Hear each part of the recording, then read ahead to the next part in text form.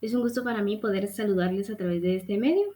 Soy estudiante de la carrera de Derecho del octavo semestre del Centro Universitario de Suroriente, Cusurori, Jalapa.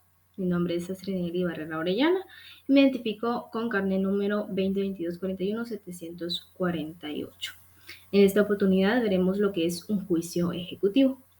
Para dar inicio, vamos a determinar qué es este juicio. Según el Código Procesal Civil y Mercantil, en su artículo 327 se establece que es un proceso civil especial que busca hacer cumplir un derecho ya establecido en un título ejecutivo y que tiene como objeto cobrar créditos que consten en documentos como escrituras públicas, confesiones de deuda o pagarés.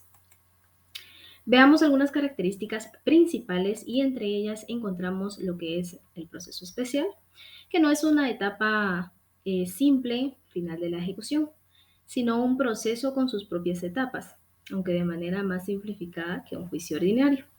Tenemos el fundamento de título ejecutivo, que solo procede cuando se presenta un documento que la ley considera como título ejecutivo, lo que permite iniciar el cobro de forma directa. De igual manera, también tenemos el embargo de bienes, que es el acto inicial del proceso donde se toman medidas sobre los bienes del deudor para asegurar el cumplimiento de la deuda. Y por último, la finalidad, que es asegurar el pago de una deuda y el cumplimiento de una obligación de manera rápida y eficaz, basándose en la existencia de un título que ya tiene fuerza ejecutiva. Los títulos ejecutivos comunes los encontramos establecidos en el artículo 327, numerales 1 al 7 del Código Procesal Civil y Mercantil, y en los cuales se encuentran los testimonios de escrituras públicas, la confesión del deudor hecha judicialmente, documentos privados firmados por el deudor y reconocidos ante un juez, las actas notariales de saldo deudor, los títulos de crédito como pagarés y letras de cambio, aunque algunos juicios se tramitan por en vía especial, y otros documentos a los que la ley les otorga fuerza ejecutiva, como libretas de ahorro de bancos. Veremos a continuación el trámite de este juicio ejecutivo y veremos los pasos. Como paso número 1, tenemos presentar la demanda acompañada del título ejecutivo. Esto se establece en el artículo 329 del Código Procesal Civil y Mercantil. Como paso 1.1 podemos decir que es cuando el juez califica la demanda y el título ejecutivo para que cumpla con todos los requisitos de ley, así como que sea de plazo vencido y si lo considera suficiente, despacha mandamiento de ejecución ordenando requerimiento de pago. Esto según el artículo 330 del mismo código. En el paso número 2 encontramos el requerimiento de pago al obligado, que si paga se termina el proceso y si no paga pues se procede al embargo de bienes del mismo. Esto según el artículo 330, 298 y 229 del Código Procesal Civil y Mercantil. Como paso número 3 tenemos la oposición del ejecutado en un plazo de 5 días según el artículo 229 del mismo cuerpo legal. Asimismo, el paso número 4, que es la audiencia al ejecutante por el término de 2 días. Esto lo establece el artículo 331 del Código Procesal Civil Mercantil. En el paso número 5 encontramos que se abre a prueba el proceso por el término de 10 días. Esto lo establece el artículo 331 también. Y como paso número 6 tenemos lo establecido en el artículo 332 del Código Procesal Civil y Mercantil y lo establecido en el artículo 142 de la Ley del Organismo Judicial. Y es que evacuada la prueba se dicta la sentencia en un plazo de 15 días.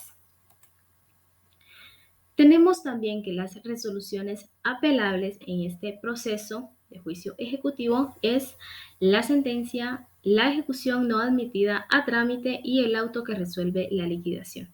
Esto según el artículo 334 del Código Procesal Civil y Mercantil. De igual manera, ahora veremos lo que es el juicio ejecutivo en la vía de apremio. Vamos a determinar también qué es este juicio. Según el Código Procesal Civil y Mercantil, en su artículo 294, procede la ejecución en la vía de apremio cuando se pida en virtud de ciertos títulos ejecutivos, siempre que lleven aparejada la obligación de pagar cantidad en dinero líquida y exigible. Su objetivo es ejecutar el pago mediante el embargo y remate de bienes del deudor, con la ventaja de que el proceso es más rápido. Veremos también algunas características principales. En este caso, pues una de ellas es la procedencia, y procede cuando se persigue el cobro de una deuda líquida y exigible que consta en un título ejecutivo. De igual manera, los títulos ejecutivos comunes los encontramos en el artículo 264, numerales 1 al 7 del Código Procesal Civil y Mercantil, y son estos las sentencias firmes, los laudos arbitrales, los créditos hipotecarios o prendarios, las transacciones celebradas en escritura pública y por último los convenios celebrados en juicio.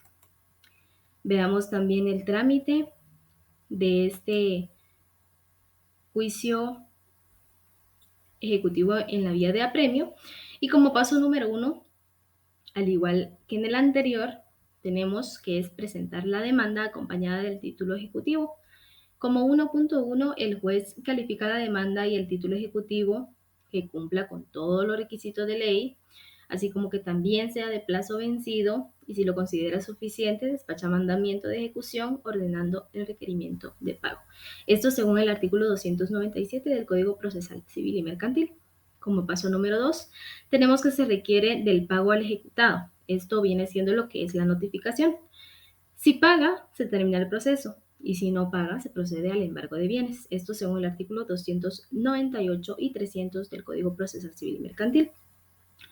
Como paso número 3, tenemos que a partir del requerimiento, la oposición del ejecutado, por el plazo de 3 días, puede interponer las excepciones únicamente aquellas que destruyan la eficacia del título y que se basen en prueba documentada. Como paso número 4, tenemos la tasación de los bienes. Esto según lo establecido en el artículo 312 del Código Procesal Civil y Mercantil. Como paso número 5, anunciar la subasta, lo que es la orden de remate, que el juez manda a publicar en el diario oficial los edictos, publicándolos 3 veces en el diario oficial y 3 veces en otro de mayor circulación, y en los estrados del tribunal por el plazo de 15 días, no mayor de 30 días. Esto lo establece el artículo 313 del mismo código. Como paso número 6, tenemos el remate, y es que aquí se tienen que cumplir ciertos requisitos, los cuales son que el pregonero del juzgado anuncie el remate. Número 2, que solo pueden estar postores que hayan pagado al menos el 10% del valor de sus ofertas. Número 3, que le quedará fincado el bien al mejor postor, y todo esto quedará suscrito en acta. Esto lo establece el artículo 315 del Código Procesal Civil y Mercantil. Como paso número 7, tenemos también lo que es en la práctica de la liquidación que se determina incidente, que se establece en el artículo 319 del Código Procesal Civil. Como paso número 8 tenemos el depósito del precio por un plazo de 8 días, según el artículo 319 también. Como paso número 9 se encuentra la escrituración, que se debe realizar en un plazo de 10 días. Y si no lo hace esta persona, pues el juez lo hará en su declaración de rebeldía. Esto según el artículo 324 del Código Procesal Civil y Mercantil. Y como paso número 10 tenemos lo que es la entrega de los bienes en un término no mayor de 10 días. Esto según el artículo 326 del Código Procesal Civil y Mercantil. Las resoluciones apelables en este proceso de este juicio ejecutivo en la vía de apremio, tenemos que es contra el auto que no admita la vía de apremio y contra el que apruebe la liquidación. Esto según el artículo 325 del Código Procesal Civil y Mercantil. Ahora, para finalizar, veremos algunas diferencias entre ambos procesos, y tenemos que en el juicio ejecutivo normal, por así llamarlo, y en el juicio ejecutivo en la vía de apremio. Es que en el primero permite oponer una gama más amplia de excepciones, mientras que el segundo permite oponer solo excepciones que surgen de documentos. En el primero también pues es un proceso más largo y el segundo es un proceso más rápido. El primero incluye un requerimiento de pago seguido de un posible embargo si no hay pago, mientras que en el segundo el mandamiento de ejecución inicial puede incluir el embargo. En el primero se aplica a títulos que no cumplen con los requisitos específicos de la vía de apremio y en el segundo se requiere un título específico que contenga una obligación de pago líquida y exigible y con plazo vencido. En el primero, pues se debe hacer cumplir una obligación que consta en título ejecutivo y en el segundo se agiliza la ejecución de obligaciones ya establecidas como sentencias, laudos o créditos hipotecarios o prendarios. Eso ha sido todo en el video de hoy. Muchas gracias.